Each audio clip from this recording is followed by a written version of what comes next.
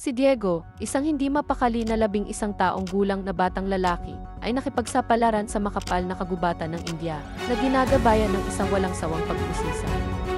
Ang mga sinag ng araw na sinala sa kanopi ng mga dahon ay lumikha ng isang kaleidoskop ng liwanag at anino sa mamasa-masa na lupa. Ang hangin na sinisingil ng halumigmig at kakaibang mga aroma ay isang balsamo para sa kanyang mga pandama. Naakit sa tunog ng isang malakristal na batis, si Diego ay nakipagsapalaran ng mas malalim sa gubat. Ang dambuhalang, sinaunang mga puno ay nakatayo na parang mga kahanga-hangang tagapag-alaga. Ang mga creeper at liana ay nakasabit sa mga sanga na bumubuo ng isang masalimuot na network na tila bitag sa sinag ng araw. Biglang, isang nakakabinging dagundong ang yumanig sa gubat. Natigilan si Diego. Isang bengal na tigre na may amber na mga mata na kumikinang na parang mga baga ay pinagmamasdan siya mula sa mga anino. Ang hayop na tatawagin ni Diego na Raja ay isang maringal at nakamamatay na nilalang na may guhit na kulay kahel na balahibo na perpektong nakatago sa mga halaman. Sinubukan ni Diego na tumakas, ngunit huli na ang lahat. Si Raja na may isang paglukso ng pusa ay sumugod sa bata. Sa sandaling iyon, hinawakan siya ng mabalahibong braso sa balikat at kinalagkad siya sa isang tabi. Isang malaking orangutan na may matalino at mapangalaga ang hitsura ang nakatayo sa pagitan ni Diego at Raja. Ang nilalang na tatawagin ni Diego na orang ay isang alpha male, ang matingkad na mamula-mulang balahibo nito na kontra sa dilim ng gubat. Brutal ang laban. Si Raja, sa kanyang lakas at liksi ng pusa, ay mabangis na sumalakay, habang si Orang, sa kanyang mahahabang, malalakas na braso, ay tinaboy siya. Ang mga puno ay nanginginig sa ilalim ng epekto ng kanilang mga katawan, at ang lupa ay nayanig sa bawat dagundong. Si Diego, naligtas sa likod ng isang puno ng kahoy, ay pinanood ang labanan na nasa kanyang bibig ang puso.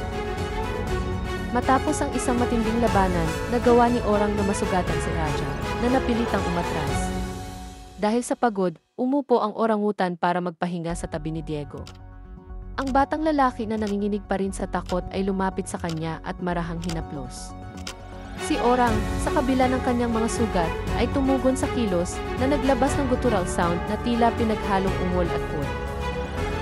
Magkasama nilang ginalugad ang kailaliman ng gubat, natuklasan ang malinaw na kristal ng mga ilog, mahiwagang kuweba at sinaunang mga puno.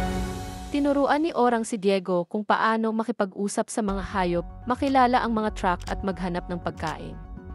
Ibinahagi naman ni Diego kay Orang ang kanyang kaalaman sa labas ng mundo tungkol sa mga lungsod, sasakyan at tao. Isang gabi, habang nakatingin sila sa mga bituin, sinabi ni Orang kay Diego ang isang sinaunang alamat mula sa kanyang tribo. Ayon sa alamat, sa gitna ng gubat ay mayroong isang sagradong puno na ang mga bunga ay nagbigay ng karunungan at pagpapagaling. Inialay ni Orang ang kanyang buhay sa paghahanap sa punong ito, ngunit hanggang ngayon ay wala itong kabuluhan.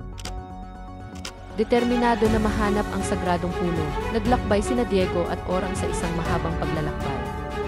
Tinawid nila ang mabilis na pag-agos ng mga ilog, umakyat sa matatarik na bundok, at humarap sa hindi kilalang mga panganib.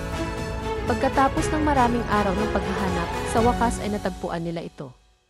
Isa itong napakalaking puno na may madahong kanopi na nagbibigay ng lilim at kanlungan sa maraming nilalang. Habang papalapit sila sa puno, nakaramdam ng kakaibang enerhiya sina Diego at Ora. Ang mga prutas na kasing laki ng mansanas ay kumikinang na may panloob na liwanag. May pagpipitagan, bawat isa ay pumili ng isa at kinain ito. Kaagad, nadama nila na mas malakas, mas matalino at mas konektado sa kalikasan. Nang oras na para magpaalam, mahigpit na niyakap ni Diego at Orang ang isa't isa. Alam nilang maghihiwalay ang kanilang mga landas, ngunit ang pagkakaibigan na kanilang nabuo ay mananatili magpakailanman. Umuwi si Diego, dala-dala ang mga alaala ng kanyang pakikipagsapalaran at ang karunungan na kanyang natamo sa gubat. At si Orang, ang tagapagtanggol ng puso ng gubat, ay nagpatuloy sa kanyang paglalakbay, dala sa kanyang puso ang pagkakaibigan ng isang batang lalaki na nagpabago sa kanyang buhay magpakailanman.